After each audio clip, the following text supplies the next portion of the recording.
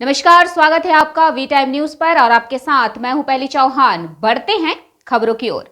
राखी पूर्णिमा के अवसर पर आज राजनगर थाना परिसर में राखी बंधन मनाया गया। शनिवार दोपहर मुर्शिदाबाद जिला पुलिस की पहल पर राजनगर थाना प्रभारी उत्पल दास के नेतृत्व में विभिन्न स्कूलों और क्लबों के बच्चों के साथ राखी बंधन उत्सव मनाया गया। स्कूल के छात्र छात्राओं ने मिलकर सेव ड्राइव सेव लाइफ कार्यक्रम का आयोजन किया और 12वीं राष्ट्रीय सरकार के कार्यालय में जाकर राखी बांधकर मुंह मीठा कराया।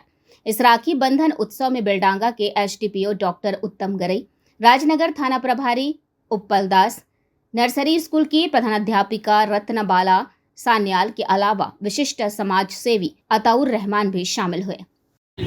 ভারতবর্ষ জুড়ে যেটা রাখি বন্ধন রক্ষাবন্ধন পালন করা হচ্ছে।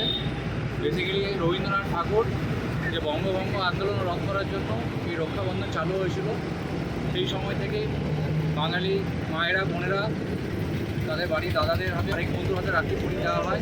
এটা আমাদের বাঙালির একটি কালচার। এর মাথায় যে ভ্রাতৃত্ববোধ সেটা আমরা বজায় রাখি এবং সেটা বজায় রাখা হয়।